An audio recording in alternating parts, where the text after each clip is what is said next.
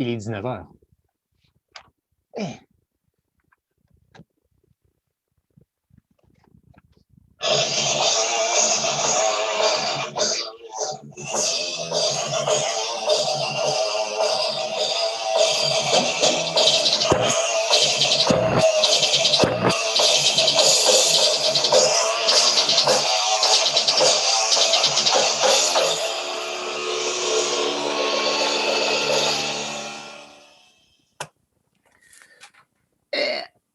Comme ça.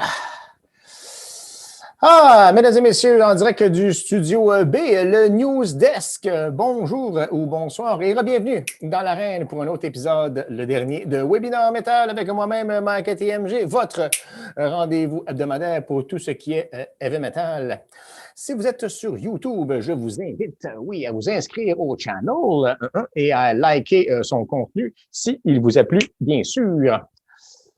Mes deux invités ce soir, personne. Et puis, le sujet de cet épisode, par contre, épisode 26, 16 avril 2021, spécial EP, les mini-albums catégorie style de musique thrash, metal, rock and roll. Premièrement, pour ce qui est de mon intro que vous venez d'entendre, ça, c'est une petite histoire là-dessus. C'est mon intro. Donc, j'ai une intro puis une outro que j'ai faite moi-même à la guitare puis au drum, puis mixé enregistré avec mon téléphone. Et mixé avec Audacity, puis c'est ça. Et puis ce riff-là, le premier riff qu'on vient d'entendre, c'est un riff qui a été composé par moi-même en 1992, en avril 92, j'ai la date exacte là, dans mon ordi.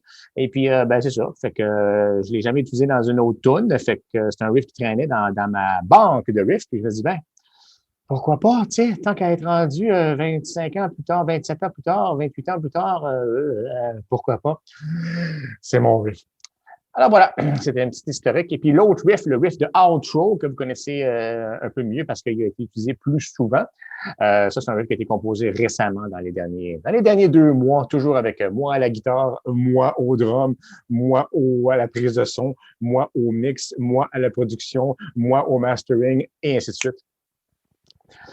Alors, premièrement, une nouvelle. Un facelift. Une révolution 666. Alors, le webinaire métal ferme. C'est la vie. Mais par contre, le webinaire métal se transforme et je serai de retour, oui. Et le webinaire métal opérera maintenant sous son nouveau nom officiel.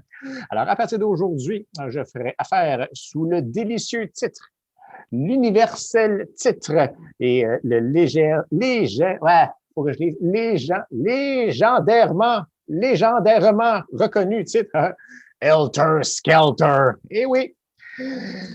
Helter Skelter! Alors, Helter Skelter, la ride, rise de haut en bas, de bas en haut. Les connus et moins connus, de gauche à droite, du nord au sud. Bref, c'est une expérience 360, haute et forte en émotion. Helter Skelter, la toune. La première toune heavy metal, avant que le heavy metal soit le heavy metal. Merci, Sir Paul. Et bien sûr, Helter Skelter, le mythe. Juste le nom est intimidant. Ceci relate évidemment les événements morbides de la famille Manson en été 69. Et en bonus, je vous annonce mon site web. Alors, Helter Skelter est un nom et aussi enregistré. Donc, helterskelter.ca, c'est mon nouveau site web. Il est en ligne maintenant. Et tranquillement, je vais uploader les archives sur Facebook, c'est-à-dire mes photos, mes textes et bien sûr, les interviews du webinaire métal. Oui, voilà. Alors, ça va être bref, un hub. Tout ce que je vais créer va être sous l'étiquette Helter Skelter. Il va y avoir Helter Skelter, les critiques de disques avec les montages photos et Helter Skelter, les entrevues avec mes invités et aussi les émissions webinaires que je fais maintenant depuis 25 épisodes. Alors, voilà, le tout sera archivé, bien sûr, sur le site web, comme j'ai mentionné. Alors, retenez ça. Un mot à retenir. Helter Skelter. helterskelter.ca. Un nom qui transcende les générations. Facile à retenir, n'est-ce pas? Helter Skelter. H-E-L-T-E-R. skelter.ca. Helter Skelter. Alors, ben voilà. Alors, comme j'ai dit à certains que je m'en allais pas bien loin, ce n'est qu'un changement de nom, parce que Webinar Metal, ben c'est le fun, mais c'est comme dire que hey, moi, je fais une émission de radio, ça s'appelle Radio Radio. Ah, c'est un groupe, ça. Ah, fait que c'est ça. Fait que c'est un nom qui existe depuis longtemps. Bien sûr, oui. Mais moi, petite information aussi. Le nom Helter Skelter, c'est un nom que j'ai voulu utiliser jadis dans le temps de Warfare Records. Donc, c'est un nom qui est en stand-by depuis 97. Donc, ça restait dans mes archives. Je voulais faire Helter Skelter Production, Helter Skelter Records. Ça a resté là. Puis, j'ai choisi d'autres noms, bien sûr. Puis, à un moment donné, j'ai arrêté, puis j'ai fait d'autres choses. Mais j'ai une archive, j'ai des archives, oui, avec bien des patentes. Et puis, le nom Helter Skelter était toujours là. À un moment donné, je pourrais utiliser ce nom-là. C'est un nom que j'aime beaucoup. C'est une pièce fantastique, d'un groupe fantastique, d'un album fantastique. Fait que là, c'était le temps. C'était le temps de trouver, de faire le match. Donc, l'émission Webinar Metal, mes textes et critiques que j'ai sur ma page Facebook de tous les disques que je collectionne et plus. Ben, je vais mettre ça sous, le chapeau, Helter Skelter. Un nom que, comme j'ai mentionné, que tout le monde connaît.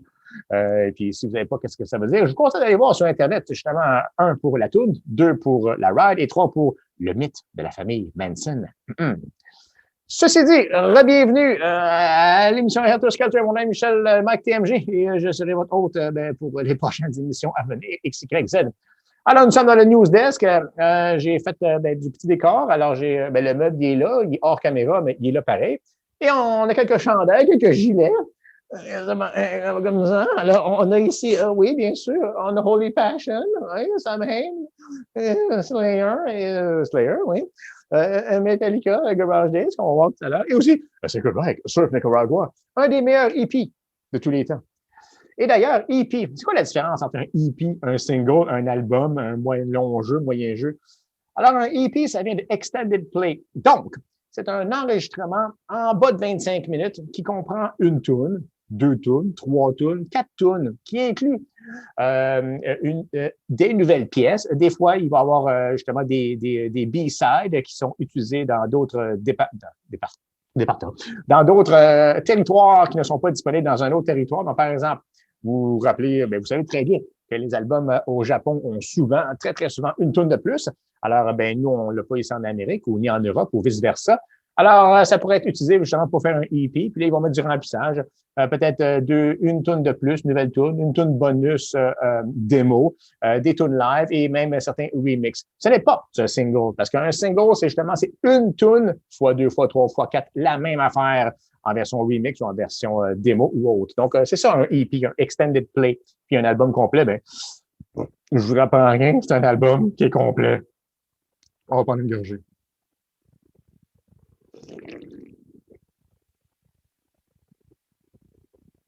Oh! Quelle aventure! Alors, single EP, puis LP, puis full, puis pas full. Je me rappelle en 89, quand j'ai commencé à écouter de la musique heavy metal, j'ai acheté, le premier EP que j'ai acheté, c'est le Garage Days de Metallica, qui est ici, qu'on va voir tout à l'heure. Et puis, un de mes amis va dire, hey, Metallica, c'est pas des EP. Mais non, EP, pas EP. C'est pas 60s counterculture, là. C'est EP, pas hippie. Fait que j'ai toujours trouvé ça drôle. Oui, Igloo, c'est très humoristique. J'ai toujours trouvé ça drôle qu'ils comprennent le mot hippie quand c'est hippie. Mais c'est pas des hippies. Metallica, c'est pas des hippies. Hein, Igloo, c'est pas des hippies à Metallica? Non, c'est pas des hippies. Mais ils ont fait un hippie qu'on va voir bientôt. Alors, comme vous connaissez comment ça fonctionne, les patentes, on va y aller historiquement parlant. On va commencer du plus vieux au plus jeune. Alors, ici, on a un hippie quintuple. C'est une face. Alors, premier album, 84 album. Premier mini-album, premier EP, 1984, Slayer Halloween. Ma caméra, oui, Bilan Metal, il faut que je fasse une autre étiquette.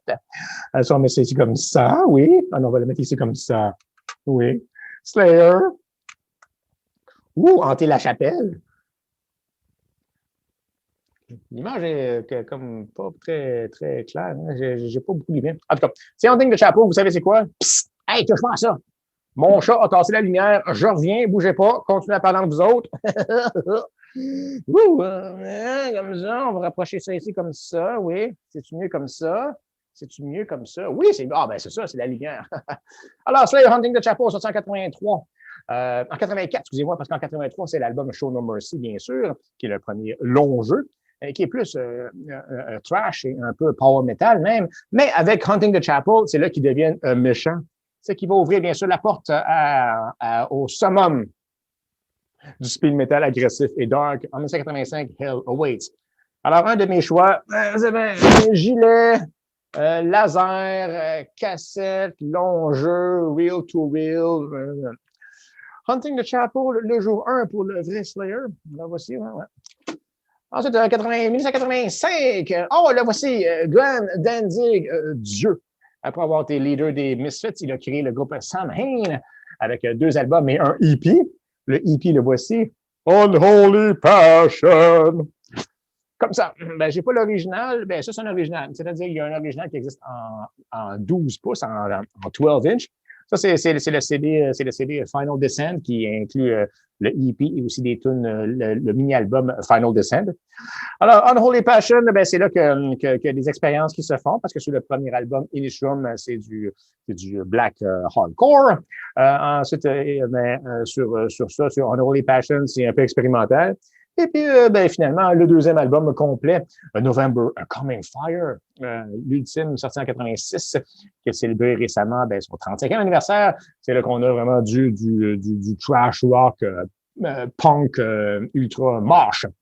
Alors, Danzig, Glenn Danzig, la légende et la machine, ben, c'est ça. Fait que j'ai choisi Unholy Passion 1 pour l'excellent cover, non censuré ici, qui est disponible sur Internet aussi en CD. Qui se revend super cher aussi, bien sûr, les 12 inch originaux. C'est de même l'Internet, c'est de même la revente. Glenn! Ce qui nous amène à... Ah, OK. Là, on a du stock. Bon, on avait du stock, mais on a encore du stock. J'ai pas mal de stock. Extended Play. All right. On s'en va en Suisse. En Suisse. Ouh, ça vous dit quelque chose, ça? Moi, oui. Alors, après Hellhammer, le groupe speed metal quasi death, ultra garage, naît le groupe Celtic Frost. On dit Celtic et non Celtic parce que ben, c'est à l'européenne. Et vu que ben, Celtic Frost sont européens, ils sont suisses, on va dire à l'européenne Celtic Frost. Et puis, ils sortent en 83 Morbid Tales, qui est un mini-album aussi, finalement, mais qui a été packagé en tant qu'album complet avec des tunes de plus en Amérique, mais tel quel, c'est un 6 pièces pour ce qui est du release original européen sur le label Noise, bien sûr. Mais on va mettre ça comme ça, là, parce que là, on va pas assez. C'est-tu pas pire, ça? Ouais, non, c'est pas vraiment. Ça marche pas, mon affaire. Ça marche pas. Attendez une minute, là. Là, je pense que je vais juste faire ça comme ça, parce qu'il n'y a vraiment pas beaucoup de lumière, hein. Puis la lumière, c'est important, tu sais. Sacré, hein, c'est pas optimal, hein. Ouais, il faudrait une lumière là. Mais j'ai pas de lumière là. En tout cas, Morbid Tales, Stay in the Dark. Et puis ensuite, ce qui est important, c'est qu'il y a un autre drummer, Reed St. Mark, qui arrive en 1985. Et là, c'est là qu'on a le EP, le mini-album Emperor's Return. Et c'est là qu'on voit que la barre, on monte d'un cran, la rapidité monte d'un cran avec Emperor's Return. Donc, on a bien sûr la pièce ultra culte Circle of the Tyrant. Et aussi la pièce Visual Aggression, et puis, j'allais dire Apocalyptic Waves, mais non. Visual Aggression, puis Suicidal Winds.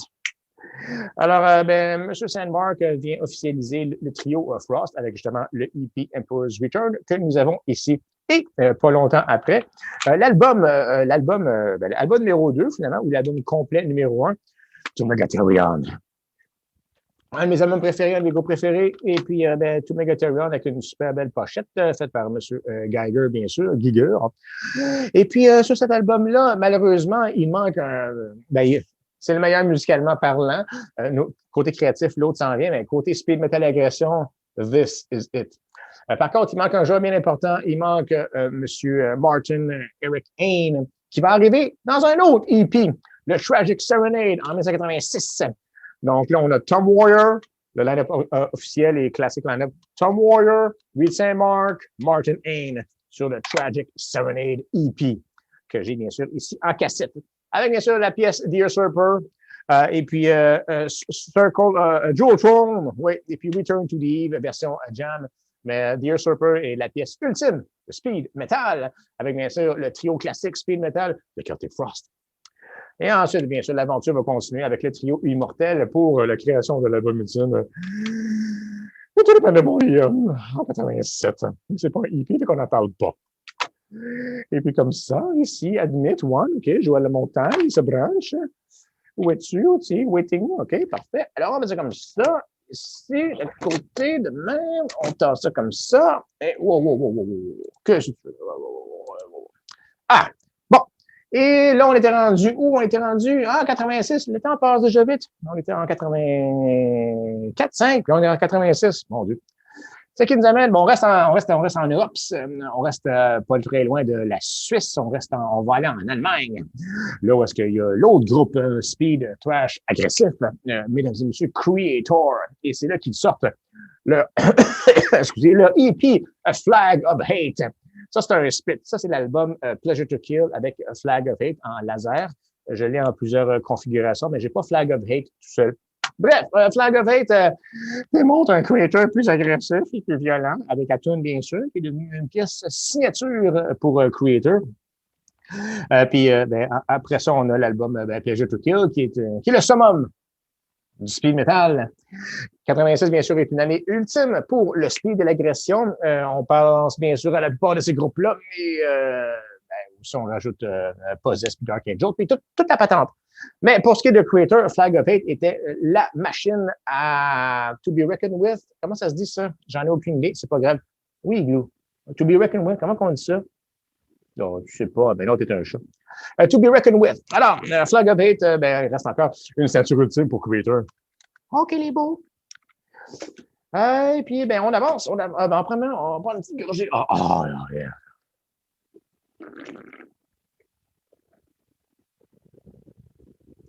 C'est quand même incroyable. Merci, PepsiCo.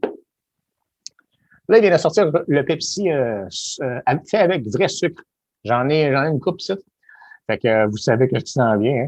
Hein? On sait comment ça marche. À chaque 3-4 ans, on sort une batch limitée. On sait, je sais comment ça marche. On est en 2021. D'ici 2024, il devra y avoir une réponse très claire. Alors, on retourne aux États-Unis sur la B. Alors, Metallica, que nous avons ici, bien sûr, avec Garage Days Revisited. Malheureusement, après l'album Puppets, pendant la tournée Puppets, il y a eu le décès de Cliff Burton, Dieu lui-même. Et bon, ils ont continué la tournée, ont fini la tournée, puis là, ils sont rentrés à la maison. Puis là, avant de faire l'album numéro 4, Justice for All, il y a eu une période de try-out, excusez-moi mon anglicisme, une période de jam avec justement le EP, le Extended Play. The Garage Days Revisited.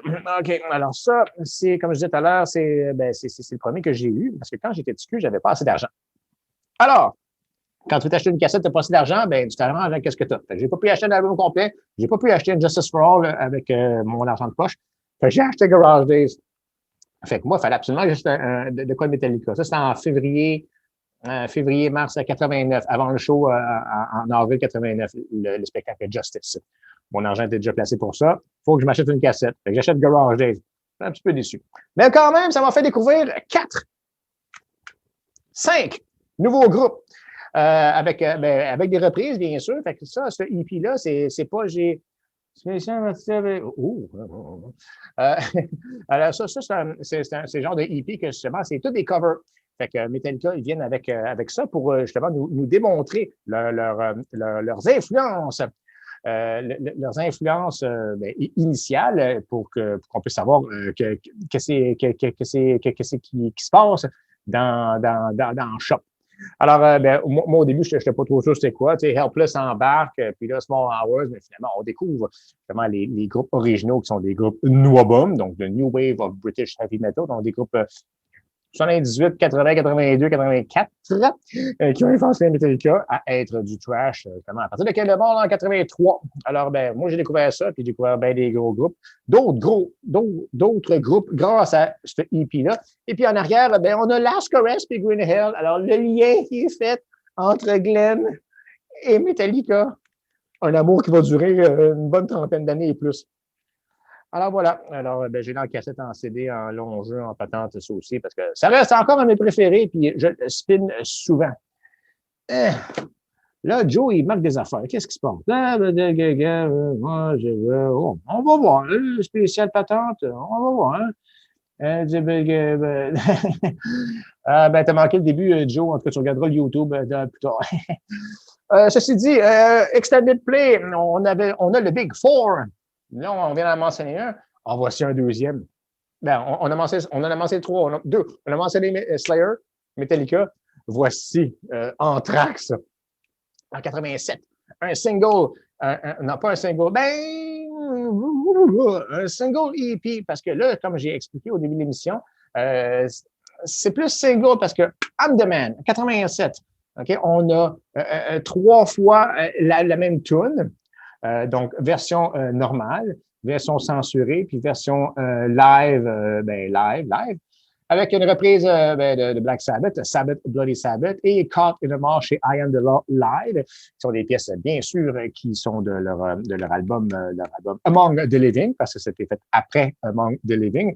Alors, pendant ce temps-là, ils nous sortent ça, puis c'est là, bien sûr, qu'ils nous ont montré qu'ils sont créateurs du mouvement, de la signature ultime de la fusion entre le rap et le métal, qu'elle allait prendre plus d'expansion, bien sûr, dans le début 92, approximativement, 91, 92, avec Living Colour, puis Body Count, et puis Fake No More, et puis vous savez comment ça fonctionne. Fait qu'Am the Man a ouvert beaucoup de portes, et aussi, c'est mieux de mettre justement des tunes plus différentes de son catalogue habituel sur un mini que sur un album complet, comme la plupart des affaires qu'on a vues à date et qu'on va continuer à voir. Parce que justement, si tu es un fan puis tu écoutes, t'as un stream de musique généraliste, puis là, ils font une tune tellement bizarre, ils n'auraient pas dû la mettre sur l'album, c'est là qu'il faut que tu la mettes sur un EP. Pour justement, si quelqu'un ne la veut pas, tu ne l'écoutes pas, puis si tu la veux, tu l'écoutes, puis si tu la veux pas, tu ne l'écoutes pas. Mais c'est pour ça qu'Am the Man a fini sur le petit extended play que nous avons ici. Qui est devenu trendsetter, finalement. Ouais. Et, encore de la région new-yorkaise, ancien Anthrax et maintenant, et aussi ancien SOD, bien sûr, Dan Lineker a créé le groupe Nuclear Assault avec son buddy John Conley, qui était aussi lui dans Anthrax, jadis. Bref, après leur premier album, Game Over, Nuclear Assault sort un EP, un Extended Play, un 6 tunes qui s'appelle The Plague. Puis The Plague, c'est du trash speed metal. Puis la tune le fun là-dessus, c'est la tune BF, Butt Fuck. Et puis, c'est une tune humoristique avec une passe bluesy dedans. Fait comme je disais tout à l'heure avec Among the Living, avec Am the Man, c'est mieux de mettre ses tunes niaiseuses sur un EP si ça passe mieux que sur un album complet. Bref, The Plague, sinon, c'est des tunes de speed de trash speed, puis là, t'as la tune BF, Butt Fuck, qui nous démontre l'humour qui fait partie de Nuclear Assault. D'ailleurs, il me l'avait un petit peu montré sur l'album Game Over, avec la tune Mr. Softy, et puis, c'est ça. Nuclear Assault, sont même. Il y a toujours des petites niaiseries qui gravitent autour du groupe. L'assaut nucléaire. Et encore dans la région new-yorkaise, c'est comme ça que ça fonctionne ici. Wow. Fuck you. Alors, le EP Fuck You de Overkill, sorti en 86, en 87, excusez-moi, suite à l'album Under the Influence. Et puis, attends, c'est ça avant Under the Influence? Oui, mais j'ai trompé. Non, c'est ça, c'est après l'album, c'est avant Under the Influence, et puis c'est après Taking Over, ou EP Under the Influence. Et puis, ça, c'est vraiment un vrai EP. Pourquoi? Il y a une tune qui est une reprise, la tune Fuck You du groupe de Subhumans, qui est un groupe hardcore, bien sûr. Et il y a des tunes live pour agrémenter le tout. Puis ça, c'est le Fuck You avec plus de tunes live bonus. Et aussi le premier EP d'Overkill, le Overkill EP, sorti en 83, avant l'album Field of Fire. Alors, c'est une compilation EP. Fait que ça, c'est un autre de mes favorites compiles qui, comme j'ai mentionné, nous donne plusieurs facettes sur le groupe Overkill, qui encore aujourd'hui terrorise la scène heavy metal. Quelle belle pochette! Pas pire. Et puis, c'est ça. Fait que quand tu avais ça dans les magasins en 87, ça devait causer un petit peu de controverse parce que c'est ça. Hey, Lou, de la controverse. Oui. Et on reste aux États-Unis, mais là, on va se transporter rapidement vers le centre. On était à l'est, on s'en va vers l'ouest, on est vers le centre, vers l'ouest. En Arizona. Un de mes EP préférés dans le trash, un de mes mini-albums préférés dans le trash de l'Arizona, mesdames et messieurs, Sacred Reich avec le EP Surf Nicaragua. Surf Nicaragua. Surf Nicaragua. Et comme mentionné, c'est un EP parfait. Il y a 2 nouvelles tunes, il y a 2 ou 3 tunes live et il y a une reprise de Black Sabbath, la pièce War Pigs, faite en version trash. La tune Surf Nicaragua est une des tunes trash les plus fantastiques selon votre humble serviteur parce que c'est du trash qui est agressif et qui est rockabilly en même temps. Parce qu'au milieu de la tune, on a le riff de Wipeout.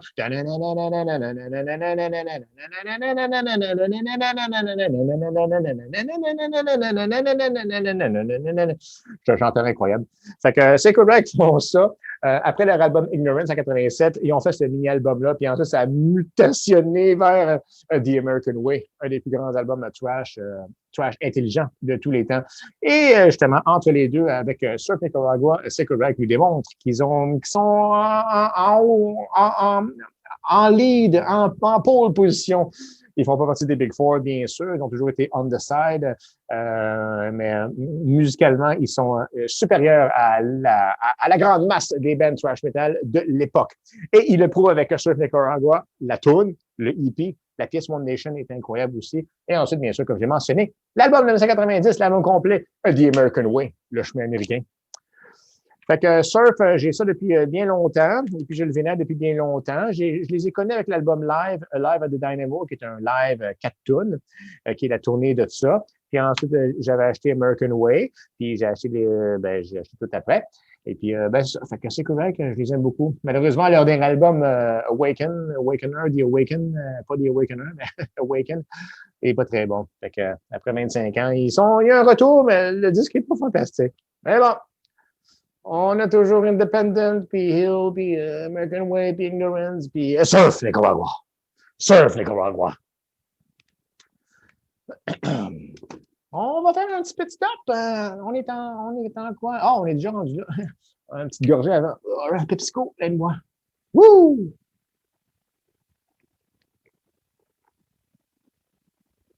Ah! Ah! Bon, je suis rendu où, là? Oui, minute. On va aller en Europe très rapidement, en Allemagne. On les a vus tout à l'heure avec Flag of Hate, le drapeau de la haine. Creator nous sort en 88 après leur album Terrible Certainty, le mini-album Out of the Dark, Into the Light. Out of the Dark, Into the Light. Alors, comme j'ai mentionné, c'est un EP, bien sûr, qui rentre aussi dans la grande famille des EP. Une nouvelle pièce, Lamb of the Slaughter, Impossible to Cure, Lamb to the Slaughter, qui est une pièce de Raven, et puis 3-4 tunes live. Bref, c'est comme j'ai mentionné, quand tu as une tune extra, puis tu fais une cover, puis tu mets des lives, ben, tu fais un mini-album avec. Et alors, Creator, on fait ça ici. Donc, c'est ça. Puis ça nous préparait aussi un petit peu pour Extreme Aggression, qui s'en venait, qui était bien sûr plus propre que le Turbo Certainty de jadis. Alors, c'est un bon stepping stone, une roche où est-ce que tu marches dessus. Oui, Creator. Puis aussi, c'est là que Creator, c'est là qu'il devient un quatuor pendant l'album Turbo Certainty. Donc, ils continuent avec les EP After the Dark, Into the Light, Into the Light, After the Dark. Je t'aime, Creator. Ah! On s'en va à Los Angeles, ma ville préférée, ou une de mes. Alors, Mike Muir et Mike Clark sont bien sûr membres en règle de Suicidal Tendencies. Et en 1988, Suicidal Tendencies est un des groupes qui fait beaucoup de bruit, non seulement à cause de leur métal, de leur trash hardcore, mais qui devient du trash. Donc, ils font du crossover. C'est-à-dire faire le pont entre le hardcore DIY et le trash metal, heavy metal. Et puis, ben, ils sortent ça. Control by Hatred, Feel Like Shit, déjà vu. Alors, c'est pas vraiment un EP. Mais oui, c'est vraiment un EP. OK. Sur Control by Hatred, ici, on a 4 tunes de No Mercy, qui était un des anciens groupes à Mike Muir et Mike Clark. Donc, c'est des tunes hardcore trash qui sont refaites par Suicidal, avec bien sûr Rob Trujillo, qu'on va voir plus tard. Il y a aussi une autre pièce de Los Canvos Expositos, quelque chose. Et puis, il y a la tune aussi, bien sûr, How Will I Laugh Tomorrow, When I Can Even Smile Today, reprise en version edit et reprise en version acoustique. Donc, c'est un ramassis. Puis, il y a une tune bonus aussi qui vient de l'album How Will I Laugh, qui n'a pas été déposé sur l'album How Will I Laugh. Alors, c'est vraiment un EP compile.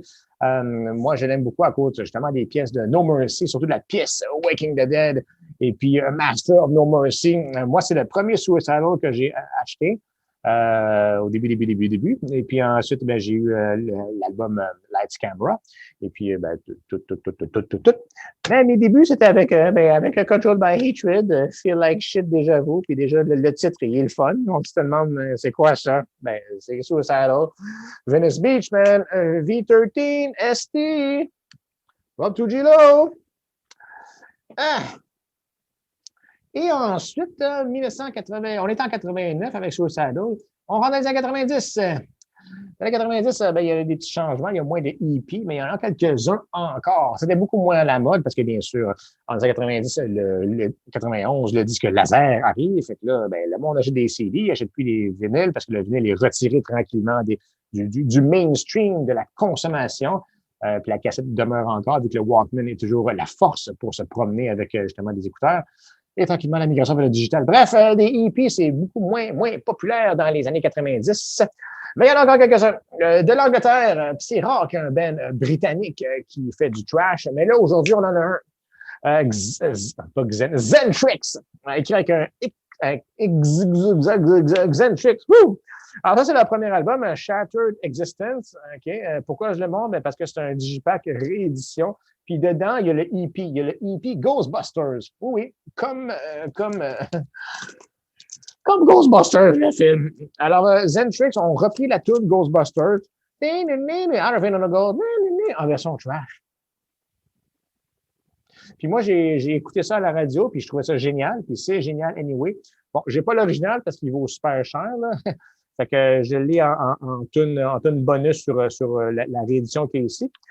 Puis vous irez voir sur l'Internet la pochette que Zentrix ont faite. Donc, c'est ça, mais le fantôme, il fait un gros fuck you. Puis c'est super drôle, c'est super trashcore, puis la tune est fantastique.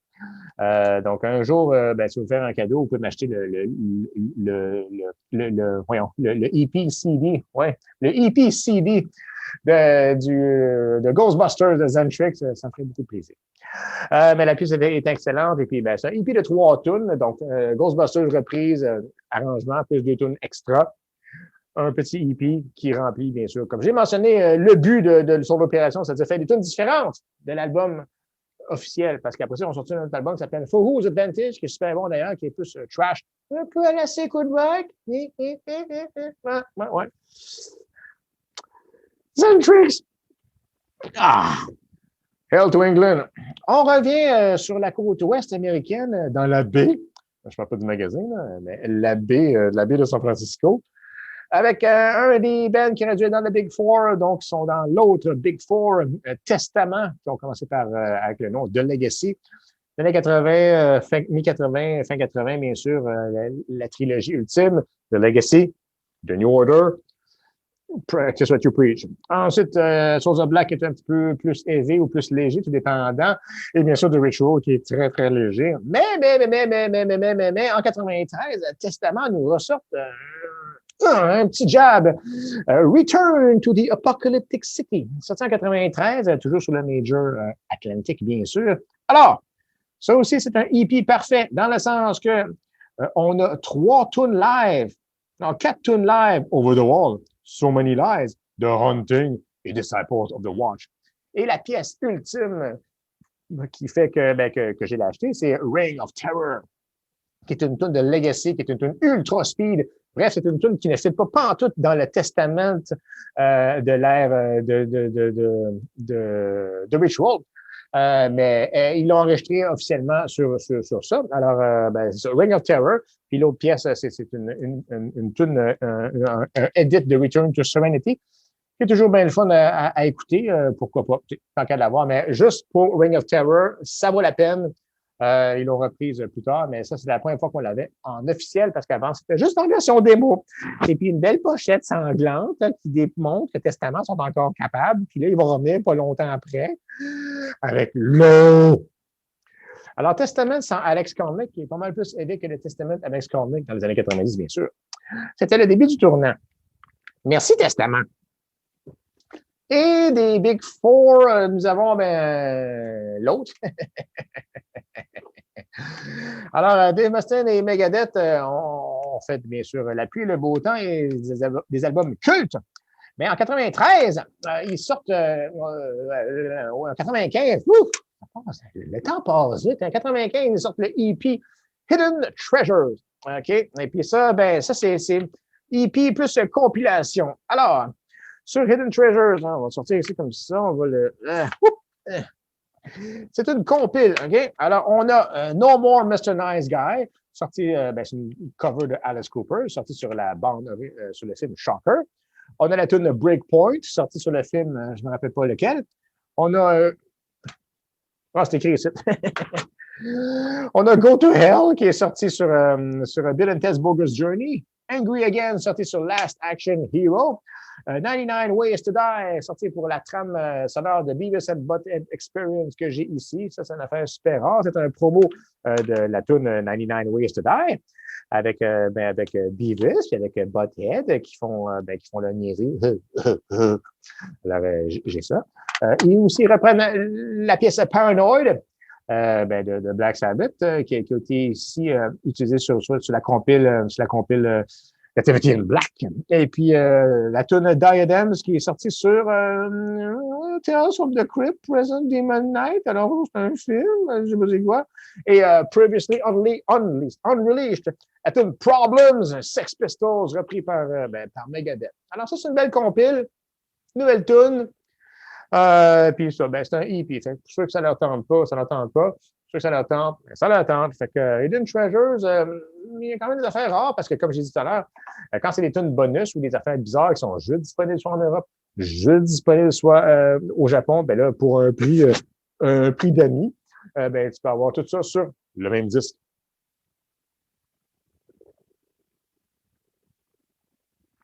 Oh, incroyable. Et puis, on se rappelle dans ce temps-là que Megadeth, ça, c'était après Countdown, c'est pendant Euthanasium, puis elle allait ensuite faire Cryptic Writings, fait que c'est dans une période un petit peu difficile. Fait que c'est le fun d'avoir du Megadeth version trash. Moi, ma préférée, c'est Go to Hell, une vidéo qui a été censurée, bien sûr, parce que c'est comme ça l'Amérique. Puis 99 Ways to Die aussi a été censurée, mais la pièce était incroyable. Alors, Megadeth, on a toutes les Big Four en version EP. On est à 95 là-dessus. Et on avance un petit peu. Ensuite, ça va comme ça, oui. En 80, ma liste, 96, Mademoiselle Catherine The Great Cat. Après son premier album en 87, excusez-moi, qui s'appelle pas Metal Meltdown, c'est pas Metal Meltdown, c'est Worship Me or Die. Ouf! Bref, elle fait un EP en 96 qui s'appelle Digital Beethoven on Cyberspeed. Pourquoi je l'ai choisi? Parce que c'est un EP puis il fallait que je fasse du remplissage. Mais On ne parle pas souvent de The Great Cat non plus. Alors, The Great Cat, K-A-T pour Catherine. C'est une guitariste speed metal, chanteuse aussi. Et puis, c'est un peu, c'est un peu, c'est un petit peu mauvais. Mais quand même, il y a beaucoup de wailing. Le premier album, Worship Me or Die, est très bon, mais c'est quand même redondant. C'est toujours du ultra speed, mais ça n'a pas vraiment beaucoup d'inspiration. Puis il y a un autre album après qui s'appelle Beethoven quelque chose. Puis là, il y a Digital Beethoven on Cyberspeed. Bref, elle mélange la musique classique et la musique et le speed metal fait sur une Jackson Flying V. Et puis sur ce EP-là, ce qui est spécial, c'est que c'est en 96, bien sûr.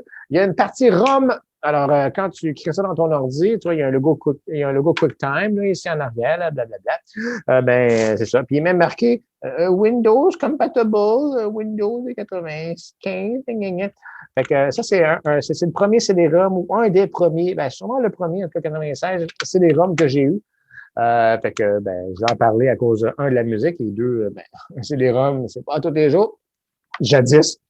Alors, Cyberspeed, Beethoven en Cyberspeed, c'est là-dessus. Bonjour! Et ça nous amène un petit peu plus tard. Alors, on était 96, on va fast forwarder en 2010.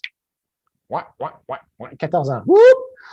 On a fait le saut et on a parlé de Celtic Frost tout à l'heure au début du spectacle, du show, de l'émission, du webinaire, du Helter Skelter. Et puis, on revient avec Celtic Frost. Donc, après une séparation, après l'album Vanity Nemesis, Celtic Frost reviennent avec Monothéiste et ensuite, malheureusement, se séparent et ensuite recréer une nouvelle entité qui s'appelle Triptychon. Et après leur premier album en 2010, sortent un EP. Sûr. En 2010 aussi, le EP Shattered, qui suit l'album Eparisteria Demones. Demones, ouais. C'est bien amusant. En tout cas, c'est du triptychon, puis ceux qui savent pas c'est quoi triptychon, allez écouter Celtic Frost Monothéiste parce que c'est la même chose. Donc, c'est pas que c'est Fat, Heavy, Death Doom. Quasiment Death Doom, mais Doom, oui. Alors, c'est ça, fait que Triptychon font un EP, et là-dessus, on a 3 nouvelles tunes, et bien sûr, 2 pièces de Celtic Frost, Procreation of the Wicked, et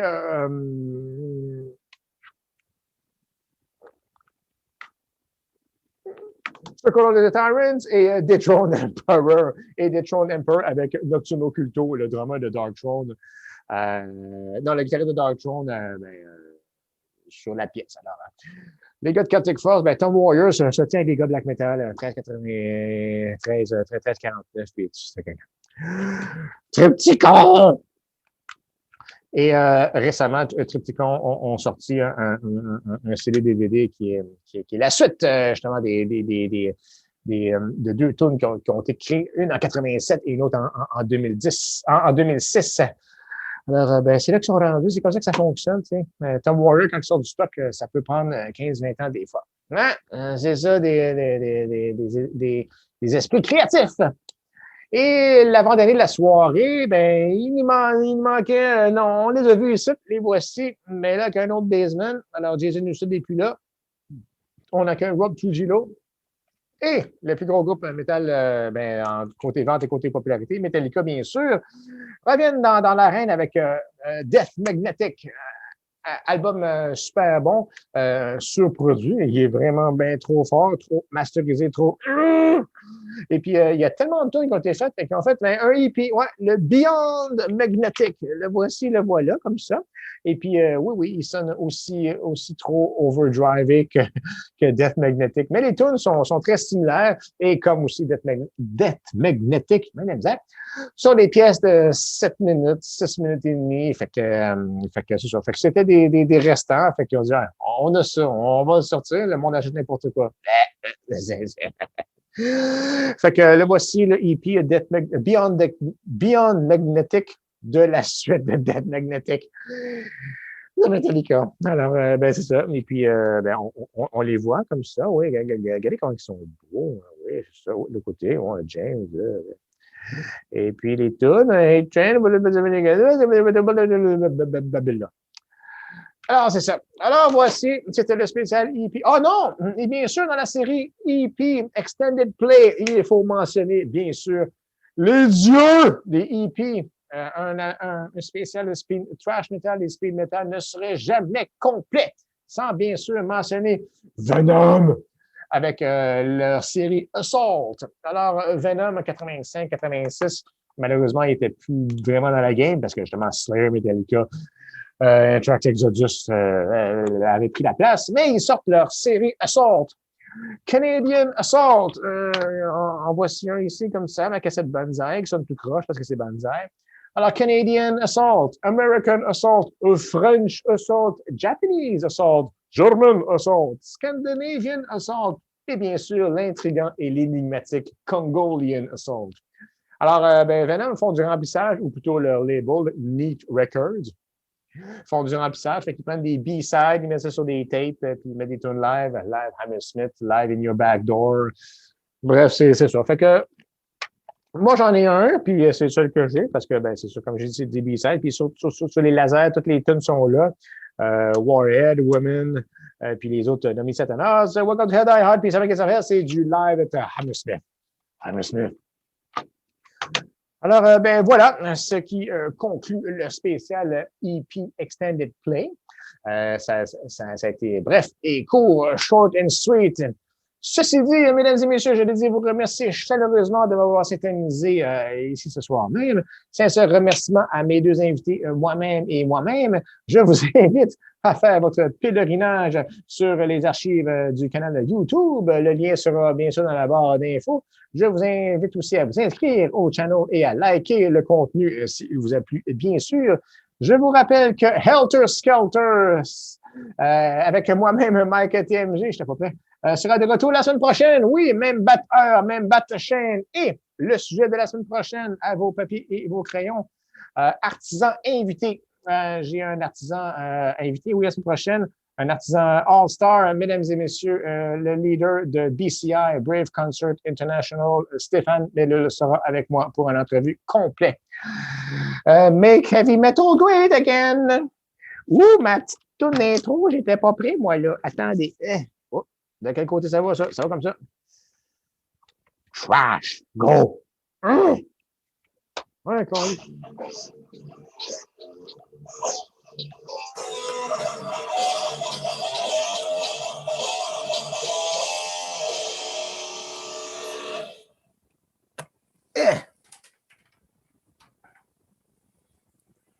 Oups, mauvaise souris.